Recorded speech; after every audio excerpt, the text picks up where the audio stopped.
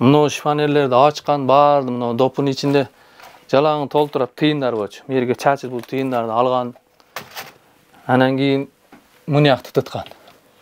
Мыналарды баарын бияка таштап, берден бир мындай кружкага окшогон немеде тыйын болчу. Аларды алган. Андан кийин экөө туткан да, мына жерде жанагы асма рюкзак болгон, мына кичинекай. Ошонун ичинде акча көбүрөөк ошондо болчу. 475 миңдей акча берди болчу. Ошону алып туруп, анан чыгып кетишкен да.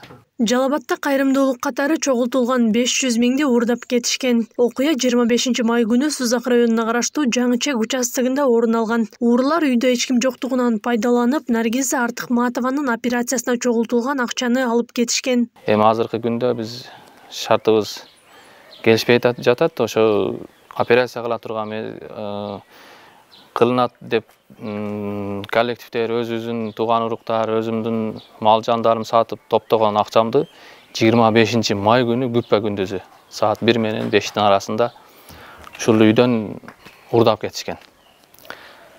Кашалок, машалоктор менен уурдап, ошонун себептен мен акча жоктугуна байланыштуу отуруп калдым азыр. Артыкматованын баш мээсиндеги кан тамыры жарылып, 13 майда ооруканага түшүп калган. Анын натыйжасында көзүнүн көрүүсү начарлап, тамак иче албай төшөккө жатып калган. Наргиза Артыкматова Ошто кийинчерээк Жалал-Абадта дарыланган. 12 күн мурда аны үйүнө чыгарышкан. Наргиза азыр кош бойлуу, учурда аны кайненеси менен күйөөсү карап жатышат.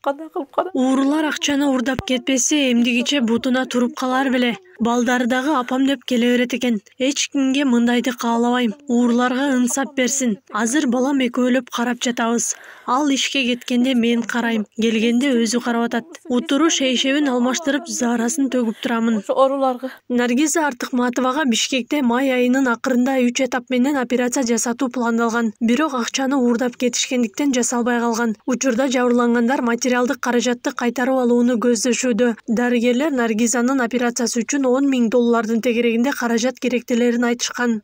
Азыркы учурдагы талабым ушул кармалган уурулар мен моральный жактагы ущербимди кошпой эле коеюн, материальный уурдалган акчамдын кайтарып берсе болду мага. Ошо аялымдын немесине канчалык эрте кайтарса, мен ошончолук апарып бир кийин аттин кылып калбай турган акыбалда ушун бир аракетин кылып, алдын алып жасатып калышым керек операциянычы. Буниётбек Артыкматов окуядан кийин милицияга арыз менен кайрылган. Милициянын ыкчам тергөө иш-чараларынын негизинде 20-июнь күнү Сузак районунун 2 тургуну уурулукка шектелип кармалган. Жалал-Абад областық иштер башкармалыгынын жана Сузак райондук иштер бөлүмүнүн кылмыш иликтөө бөлүмүнүн кызматкерлери тарабынан жүргүзүлгөн ыкчам иликтөө иш-чаралардын натыйжасында ошол шектөөлөрдүн бири Ош шаарынан, бири Жалал-Абад шаарында батирлердин биринде жашынып жаткан жеринен кармалып, тергөө өткөрүп берилген.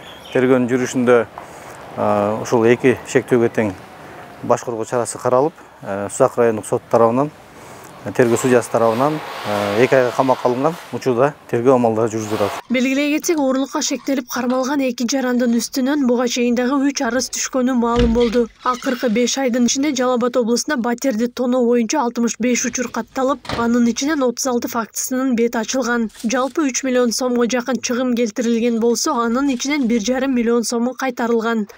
Акылай Карабаева, Аскар Момайтсаков, Регион.